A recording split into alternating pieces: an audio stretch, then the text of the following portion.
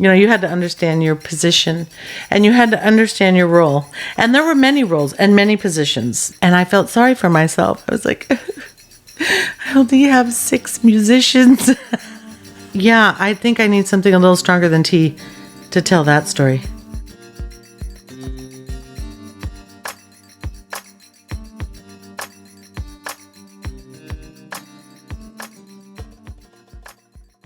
Hi, I'm so happy that you could join me. And my name is Suhaila. And today I want to talk about music. And that is because it drives my every movement. So I don't think that there is an ability to separate movement in belly dance and the culture, separate the music from the dance from the people from the culture, and the culture from the food, and the food from the spices and the So you feel that there's this continued, constant circle happening, no matter what you're doing. And the music plays into that. So music is like the soundtrack of your life, and you're very cognizant of that. It's something that you talk about. It's what connects people. I think also we see a lot of song in the way we unite and the way we love and all the different types of love. And there's not this idea that music is detached from what motivates the movement, and 100% with what would motivate a belly dancer. Because I grew up with a mother that was a belly dancer and a father that was a musician and a Middle Eastern musician, I was really lucky to have music in the house all the time. And I think that really makes a difference. Like when you grow up with the music and you grow up with it in your house and you grow up with this understanding of it. And I don't mean appreciation. So there's this, I feel like a lot of my students appreciate the music so much, and you see this love for it. But there is a difference between appreciation, which I really appreciate. But there is this guttural, almost you can't live without. It's a part of your breathing. It's a part of what keeps you alive. Relationship that you would have with Arabic music that is different. And I think that when I would go out on stage, and even though audiences were told that, she's American, the second that I would go out on stage, they would take one look at me, and even though, yes, they knew that I was Middle Eastern, they'd look like behind my eyes, and they were watching the relationship I had with the music, and they were like, yeah, no, you're not American.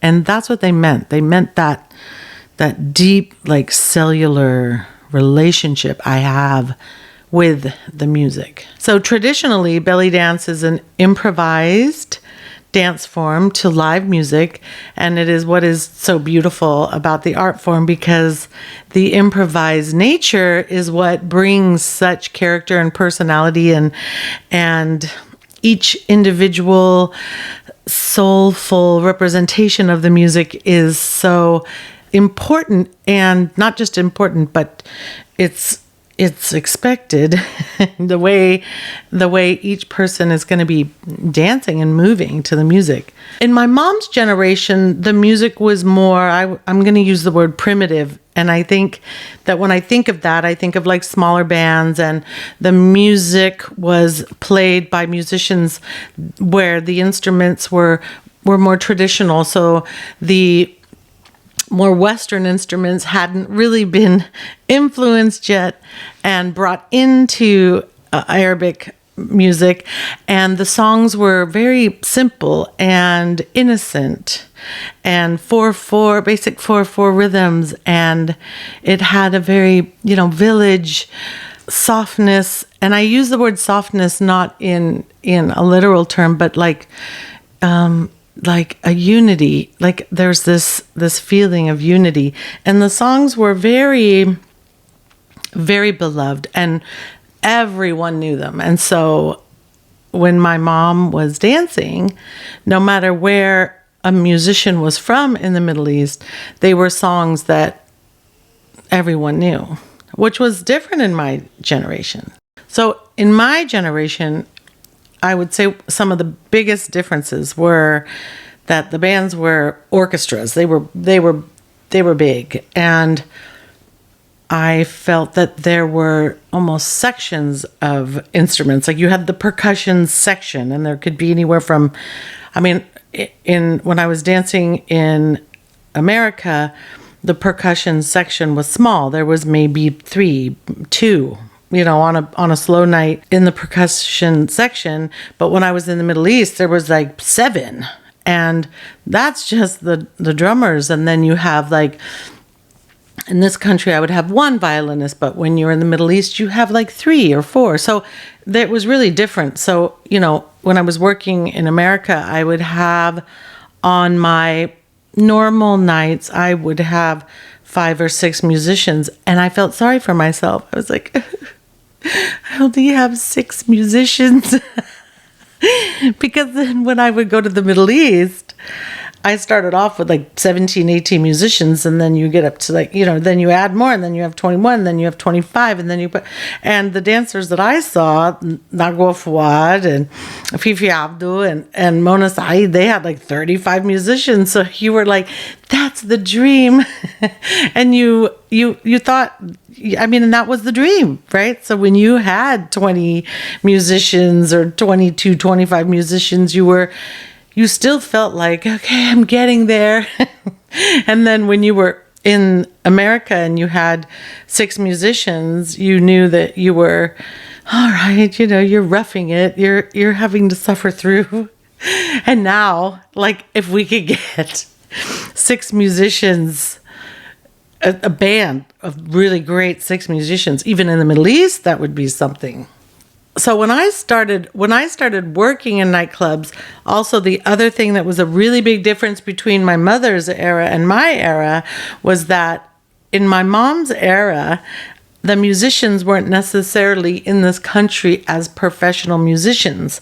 It was like the first wave of these Arab immigrants coming to America, and they were coming on student visas or other types of visas, like political refugees, and they weren't really professional musicians in their countries. So they might have been the hit at their family party playing an instrument, or they were known, in their town or in their village to be like the best, oud player. But it wasn't like they were coming out of conservatories and coming out of like really like heavy duty training grounds of musicians.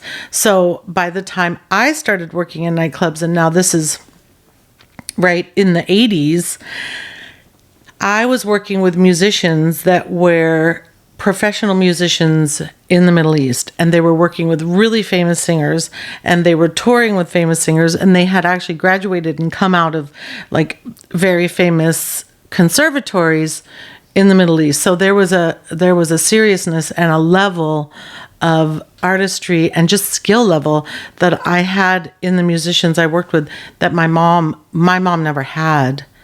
And she would comment about it. She would say, "You're so lucky." I think one of the first things that you have to understand as a dancer, because it's survival, and you really want to make sure that you and your band have chemistry and you have a connection, because they're going to make or break your show. And in different situations, you are paying the band, or maybe they are paid by the house, and then, you are also paid by the house. So, of course, in situations where you are paying the band, you have way more clout, you have way more weight to make decisions than if the house is paying the band, and then when you ask for certain things, they you might have to go through a certain amount of arguing and try to get the manager of the club behind you to support your decisions, so they'll agree. But when you pay the band, it's always the best situation. And that was the most common in Egypt. So whenever I was dancing in Egypt, I was usually, I'm trying to think of a couple situations where I didn't actually, but pay the band. And then that was really great, because if I said I wanted, bells and whistles during a certain section, you got bells and whistles. But when I was working in Lebanon, they had a band that was brought in for me, but it was considered the house band. The house paid for the band. And I would have to sometimes beg for certain things and certain songs, because these musicians were really, really great. I mean, I feel really blessed that I when I was working in the Middle East, and even when I was working in Beverly Hills at Biblos, I had the best musicians. Even to this day, part of me, I feel like I just hit it at a really magical time, and I haven't seen a lot of moments like that for other dancers, and even for some of my students that went and worked in the Middle East. I haven't seen these little magic moments, or maybe I just hit it right at the end of an era. I think I was at the end of an era, definitely. And I think that the musicians and the energy between the dancer and the musician and the protocol and how that all works together is something that people don't even talk about nowadays, because are you going to work with a live band? Are you going to have live musicians? Maybe it's going to be once a year, a special event. It's not like a nightly thing. Now dancers are dancing to CDs. And in my day, there were restaurants where dancers were dancing to non-live music, and I always felt so sorry for those dancers. And now it's the best case scenario. It's like, if you're lucky, right? So the structure of the band is very important, and you have to understand this. So the band stands behind the dancer, and I love that because they're not off to the side. And whenever I've been in Western situations where they try to set up the band on the side, I'm like, no, it doesn't work like that. They stand like in a semicircle behind the dancer, and for me, it's almost been like a support. Like, I need that, and I think for most belly dancers, there's this feeling of like, holding that energy and holding that space, because also the music is coming through you. So if the music is off to the side, it feels like detached. So the musicians are behind you, and the music comes through you. And if you're facing the band, usually the lead, the director of the band, the lead musician, is on the left, and then there's this arc, and then on the right is the percussion section. And then in the middle is usually a very, focused lead musician, maybe the singer, maybe a violin or oud player's the singer, or, a highlighted musician. But it goes from leader to percussion section. And it's never, the percussionists are never the leader of the band. So a regular night for me would be, in this country, if I was working in America, would be, my first show would be about 45 minutes, and I would go on around midnight, and I was kind of the opener. So I was the headliner, but I was still the belly dancer. So the belly dancer is still beneath the singer. And then the singer would come out and sing for about an hour, and then I would usually do my second set with the singer. So then I would come out and do probably about 3 songs, which is about 30 minutes with the singer. And then that would be my second set. So the first set was at least 45 minutes to an hour. And that was when I was in America. And even when I was in America, I was in nightclubs that were Middle Eastern always. And my favorite were the Lebanese nightclubs. And I think why they were my favorite is I felt like there was such a melting pot that happened at Biblos, and you had these nightclubs that were out of their their countries, but it was where everyone could unite. And there was this feeling of we are all united under this roof in this foreign country, but we're all united. And you feel that. And even though one table would be Iraqi and one table would be Saudi and one table would be Lebanese, or more than one table usually, and then you have the Egyptian tables and families, and then you would have the Jordanians. It was probably where I felt the most variety and kind of the cultural variety. And there were even songs that had been created and produced and evolved around when the singer would be able to call out different countries in the Middle East, and each table would get up and cheer for their country, and you felt united.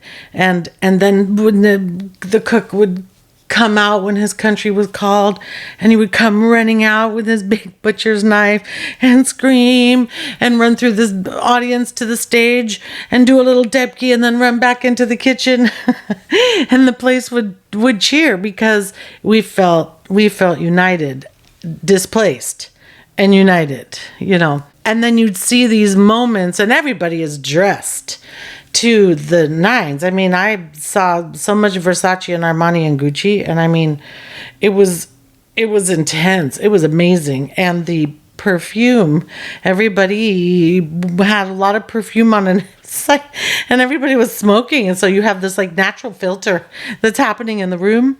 And I do remember though, because every once in a while there would be this hit of reality, and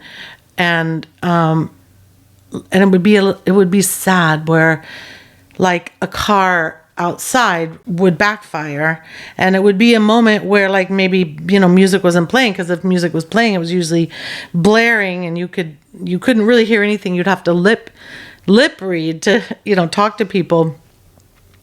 But a car would backfire outside and everyone would just drop to the floor and hands over their head, and that sounded like a bomb had gone off. And then everybody was kind of shaken into the reality of what was happening back home and their sadness. And then you'd see everybody slowly get up off the floor, and the band would everybody would shake themselves off, and the music would begin, and then you'd see everybody kind of thaw out from that moment and go right back into song and dance and their moment of feeling at least together in a foreign country. And it was beautiful. It was probably the time I saw the most united with Arab cultures. And then when I was dancing in the Middle East, if I was in Lebanon, the majority of my audiences were Lebanese. And if I was in Egypt, the majority of the audiences were Egyptian. And there'd be some foreigners there, like Saudis, who are considered foreigners. And in Egypt, there'd be some foreigners and maybe some tourists, some Westerners or European tourists coming. But I was in an era where I was mostly working in event spaces or hotels where it was for families, like Egyptian families. And I wasn't in touristy places like the boats on the Niles, which were more for American or European tourist spots. I was not dancing in those. I had the big bands in the bigger hotels and working with the people. Some of the really fun aspects of the show were the costumes, because when I was out of the Middle East, I had at least 2 costume changes. And when I was inside the Middle East, I like to have 3 to 5 costume changes. But I wasn't a big costume change person because I felt that it really took away from my energy and my focus of the show. And I tried to have an arc. So I tried to open, really more modern. And then the middle part was more of an homage to the golden era, and then the ending was the Saidi section, and I would have kind of 2 costume changes just within that section. And you change costumes, and you have either singers that come out, and in the Middle East, they're not famous singers. In the Middle East, you can be the headliner, actually. And so your singer is a part of your show. And then there are the big stars, the big star, singers that maybe they'd have a belly dancer in their show. You come out and you dance to a song or 2 and then you leave. But don't confuse the 2. And the interesting thing is when the big stars would come to America, let's say, and do a tour, they were kind of some people knew them and some people didn't. And so when they would come to a nightclub, an Arabic nightclub, where, let's say, the belly dancer, the house belly dancer, maybe like somebody like myself, was really beloved and known in the community, I would be asked to dance in their show and come out and perform to like 2-3 songs of their set, and that would feel different. That was like we were working together, but they would have never sang inside my show while I was changing costumes to come back out. So there was a difference, and you had to understand the nuance of all of that and just be able to roll with it. But the more famous the singer, you had to understand your position, and you had to understand your role. And there were many roles and many positions. There's a hierarchy, and not just being a woman, if they were a man. And if a singer was a woman and you're a woman and there's that whole dynamic, and you have to be very delicate about that, because sometimes there could be this competition between women but they're the singers, so they're in a highway. Oh, you know what? It was exhausting. And so, yeah, you are the headliner and powerful until somebody way more powerful is basically beating down the door of your hotel room trying to get in. But I think I need something a little stronger than tea to tell that story.